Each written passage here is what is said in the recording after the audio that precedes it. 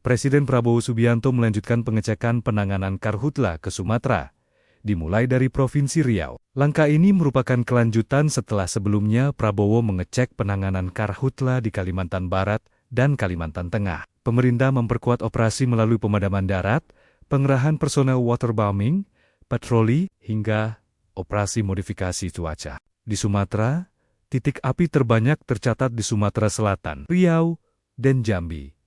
Dengan luas, lahan terbakar mencapai lebih dari 36.000 hektar. Prabowo memastikan seluruh unsur bergerak terpadu untuk menghentikan kebakaran, mencegah titik api baru, dan melindungi masyarakat dari dampak kabut asap. Karhutla di Kalimantan dan gempa di NTT menjadi perhatian serius Presiden Prabowo Subianto.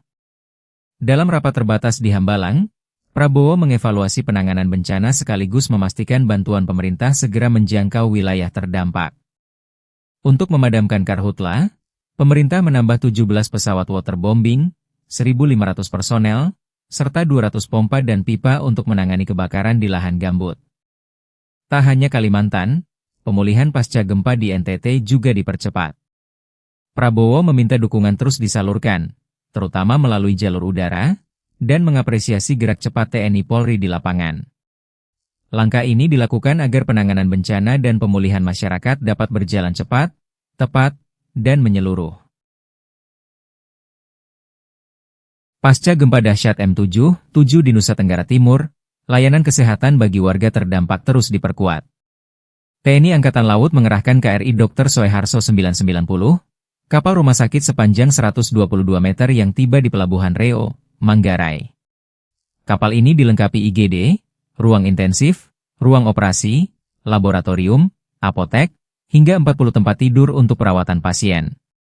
Tak hanya membawa fasilitas medis lengkap, KRI Dr. Soeharto juga mengerahkan tenaga medis gabungan TNI AL dan Kementerian Kesehatan yang siap melayani masyarakat selama 24 jam secara gratis.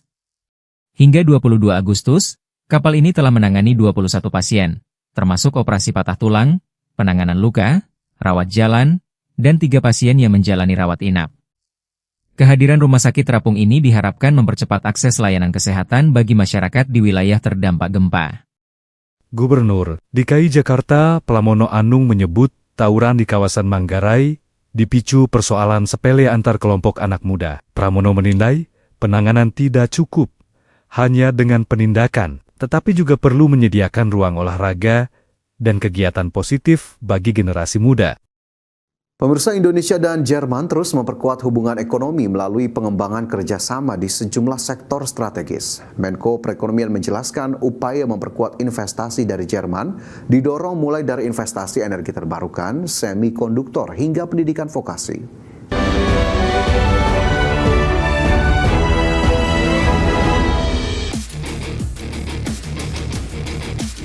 Dalam pertemuan tertutup antara delegasi pemerintah Jerman dengan Menko Perekonomian Airlangga Hartarto, Indonesia mendorong sejumlah proyek potensial di sektor energi terbarukan serta penguatan rantai nilai industri semikonduktor untuk menjadi tujuan investasi Jerman ke depannya.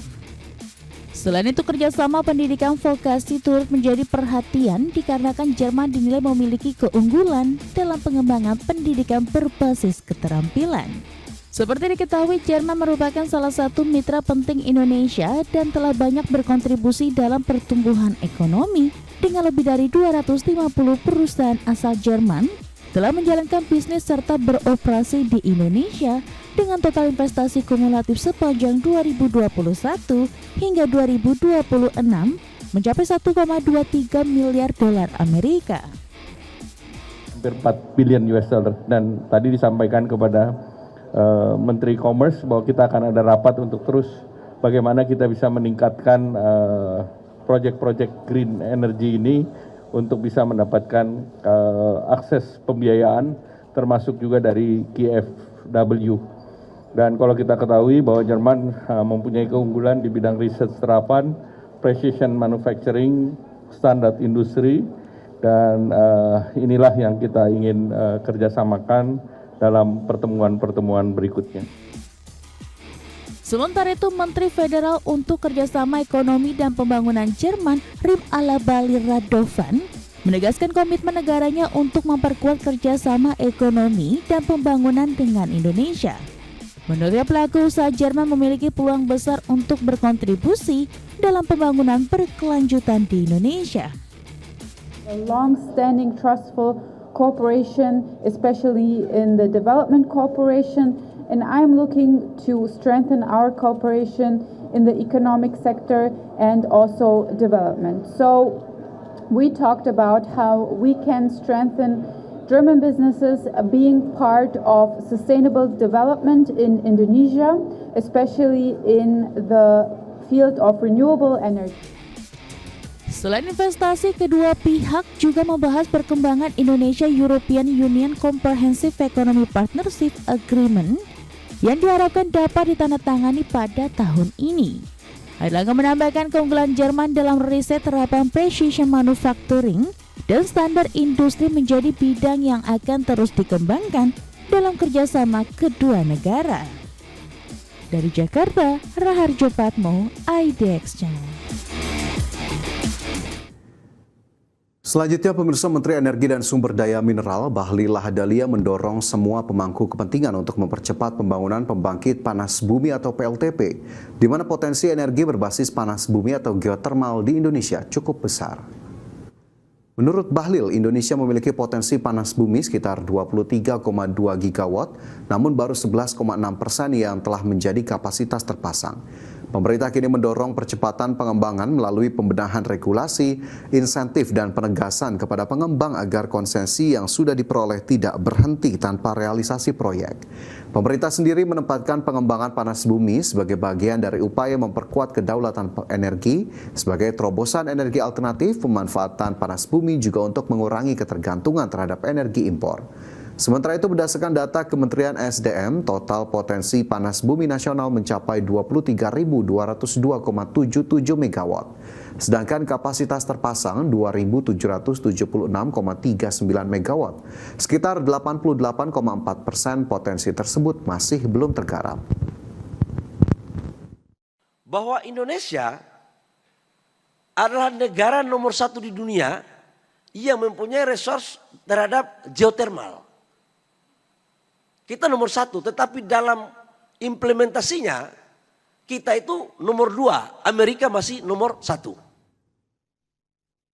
Akselerasi pengembangan energi panas bumi di Indonesia terus dimaksimalkan. Langkah strategis dilakukan untuk mendukung target peningkatan kapasitas pembangkit, sekaligus memperkuat kemandirian dan kedaulatan energi nasional berbasis geotermal. Dalam gelaran Indonesia International Geothermal Convention and Exhibition, PGE mendapatkan surat penugasan untuk pengembangan potensi sumber daya panas bumi PSPE Cubadak Panti.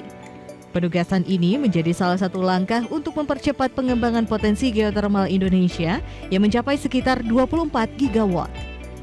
Sejumlah proyek juga terus dikembangkan, diantaranya Kogen 30 megawatt di Ulu Belu, 15 megawatt di Lahendong, serta akselerasi proyek Lumbut Balai 3 dan 4. Pengembangan panas bumi dinilai strategis untuk mengurangi ketergantungan Indonesia terhadap energi impor. Terlebih, Indonesia memiliki sekitar 40% potensi panas bumi dunia.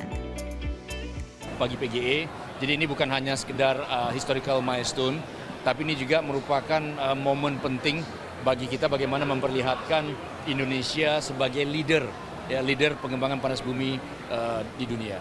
Ini yang kita harapkan. Jadi kita tidak hanya besar dari sisi kapasitas, tapi juga kita juga menjadi bangsa yang kuat dari sisi inovasi terkait dengan pengembangan panas bumi di dunia. Jadi kita menjadi World Geothermal Center of Excellence di dunia. Ini yang menjadi harapan kita.